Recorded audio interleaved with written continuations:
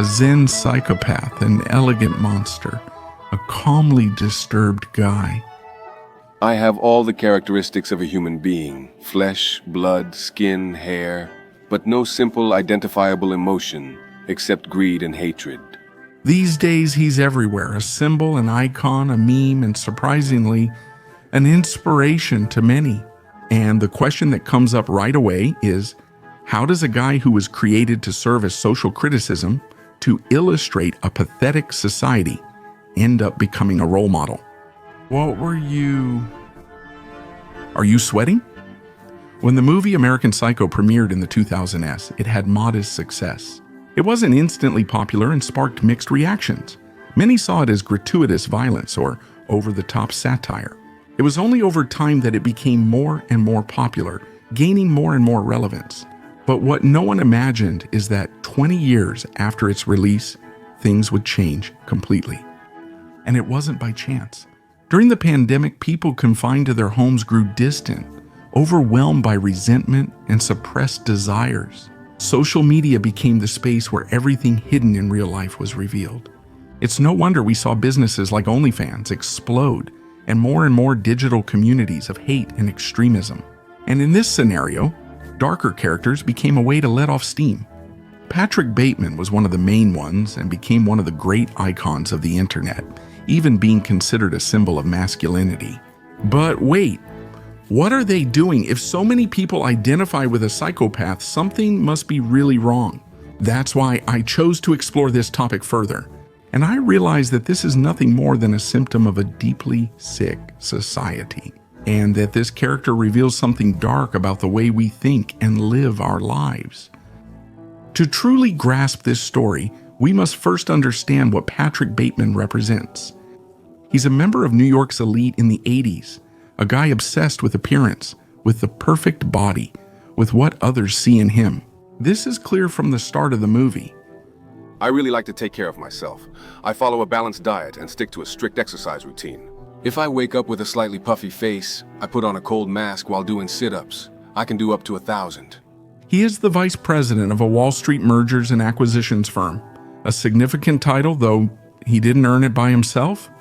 After all, his father is one of the owners of the business, and apparently it's his father who keeps him there.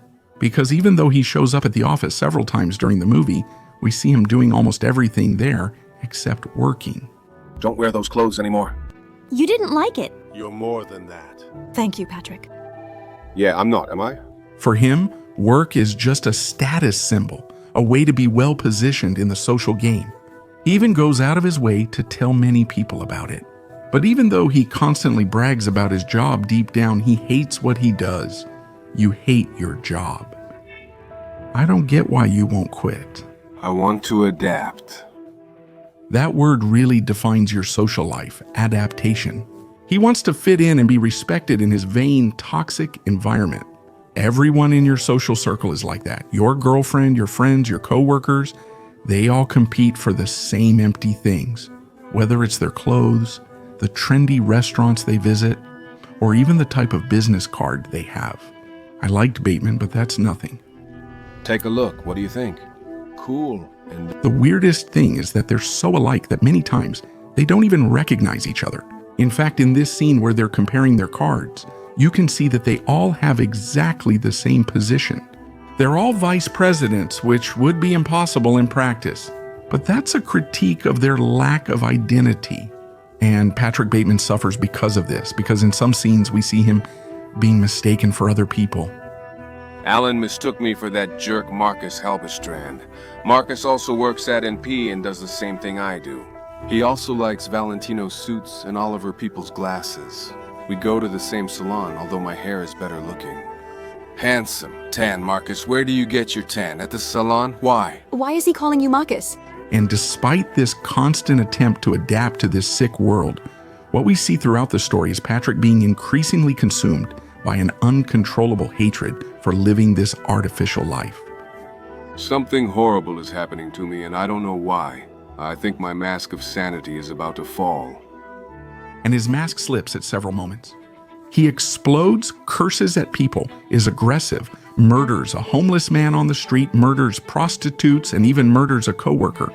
His nightly adventures spiral out of control as the movie progresses, and he becomes increasingly consumed by his inner hatred.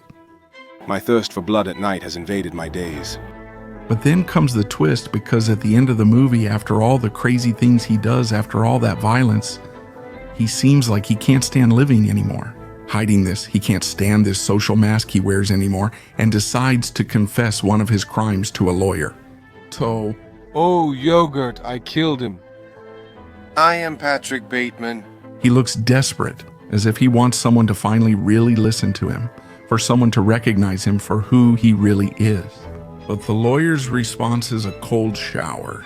The lawyer says that the supposed victim, Bateman's colleague Paul Allen, is alive. That's simply not possible. And why isn't it possible? Why not? And why not, you stupid bastard? Because I had dinner with Paul Allen twice in London 10 days ago. No, you. And this is where the big question of the movie comes up, because if Paul Allen is alive, did Bateman really kill all those people? Did all his nightly adventures really happen? Or was it all just the imagination of a disturbed mind? Honestly, there's no clear answer, just assumptions. The movie provides enough elements to support both hypotheses. So if he really committed all those crimes, what would explain him not getting caught? Is it the fact that he lives in such a superficial world? No one cares. There are scenes that support this theory. A scene where he's caught by a friend putting a bag with a bloody body in the trunk of a car. But the only thing his friend cares about is the brand of the bag. Patrick, it's you! Did you buy it? Where's the sleeping bag? Jean-Paul Gaultier. In another, he meets an acquaintance at a laundromat who notices a blood-stained sheet. But her only interest is in setting up the date. She doesn't really care about that stain. In other words, even in the face of explicit violence, no one really pays attention because everyone is too concerned with their own vanity. I dissect girls. Did you know I'm crazy? It's beautiful tanned, Marcos. Where do you tan? And what further supports this theory that the crimes are real is the fact that people look so much alike that they confuse each other's identities. The lawyer may have mixed up names and faces. He says he had dinner with Paul Allen in London, but was it really him? After all, he even confuses Patrick Bateman himself. Davis? I'm not Davis, I'm Patrick Bateman. All of this suggests that Bateman may indeed have committed the murders. The second hypothesis is that it's all just imagination. This theory is even more accepted as his secretary ultimately finds his planner filled with grotesque drawings of the murders, as if he spent the day at the office just fantasizing, feeding, and drawing his anger against the artificial life he was trapped in. And the fact that he starts to believe this shows that his illness has progressed so much that he can no longer tell what is real from what is imagined. He believes he committed mass murder, but maybe he never even touched anyone. Harold, this is Patrick Bateman. I killed a lot of people, some prostitutes, some homeless people. I don't want to leave anything out. I think I killed about 20 people, maybe 40 people. I'm not going to spend much time explaining these two hypotheses because for me, that's not the main point of the movie. Even though most people think the main message of the movie is figuring out whether it's real or not, I believe that's just the surface. Because the deeper message is actually behind that question. What is real after all? Is what we imagine, what we think, not real as well? Or is only what we can express outwardly what counts as reality? To me, the movie prompts us to reflect on this. This ambiguity, the ambiguity of the ending, of not being clear whether he killed or just fantasized, could be a provocation. To realize how the line between imagination and the act itself can be much thinner than we like to admit. That even reminds me of a line from Harry Potter, Professor. Is all of this real or is it just happening in my mind? Of course it's happening in your mind, Harry, but why should that mean it's not real? That's an interesting idea. Think about it. A thought can make your heart race. A dream can make you sweat. A memory can affect you. In other words, your body responds to your mind. So what you feel and imagine is also real in some way. Of course, it's not the same as the action itself, but it still has an effect. It has weight and it shapes behavior. It's just that we don't usually think this way. We believe that as long as we act normal, smile, and work despite a messy mind, everything is fine, as if only what others see is real and our inner world doesn't matter. Just look at that. He presents himself as if he were a human being. He's harmless. But on the inside, what's inside doesn't matter. That's why we try so hard to adapt to the world. We swallow everything we feel in the name of normality. But what is normality? Common sense tells us that being normal is acting like others, following accepted habits. Sanity is linked to conformity, but that poses a problem, because this idea is based on the illusion that society can't be corrupted, as if the rules and standards of behavior are always safe and healthy.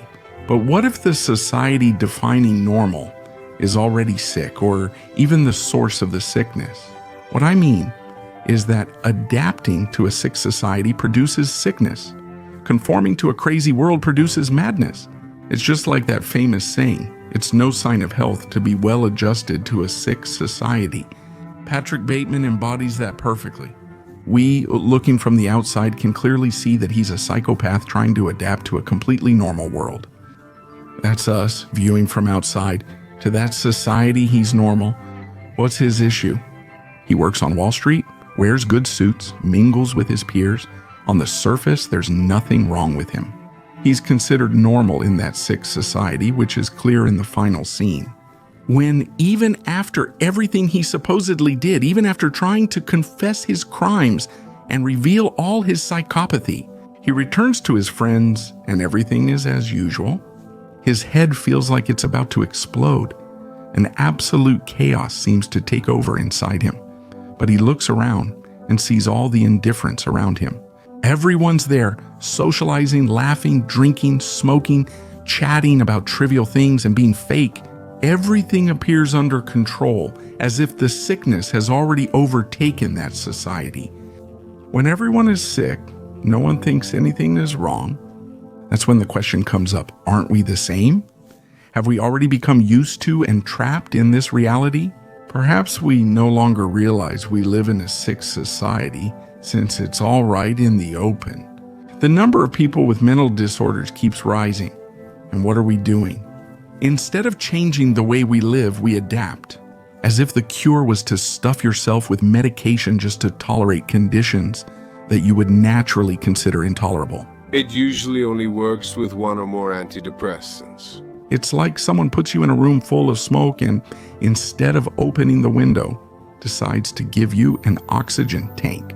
Honestly, I believe that mental disorders are a sign that something is wrong, that life is stuck and can't flow through us anymore. Anyone who saw episode 2 of my series, The Key to the Three Dimensions, knows what I mean. We may think numbing ourselves cures depression, but it's more about finding an outlet. By holding things in, we block life and it ends up rotting inside. The opposite of depression isn't happiness, it's expression. Many people misunderstand, thinking that expressing yourself means just releasing all the hate, anger, and violence you feel about the world. That doesn't solve anything. It may give brief relief, but leads to an empty cycle. The last scene shows Patrick Bateman unleashing his demons, yet nothing changes. Pompeo is defeated, a cause of... There are no more barriers to overcome. Everything I have in common with the uncontrollable, the insane, the perverse, and the evil. All the carnage I've caused and my total indifference, I have now surpassed. He bursts out, claiming he's already crossed all limits. He has moved past insanity, evil, and any moral or sensible boundary. He thought that by letting out his madness in this rotten world, he would finally find an identity, a meaning. But he finds nothing but indifference. My pain is constant and sharp, and I don't want a better world for anyone. In fact, I want to inflict my pain on others, and I don't want anyone to escape. This is the pure voice of resentment. He doesn't want happiness or redemption. He wants revenge against existence itself. It's the confession of someone unable to affirm life.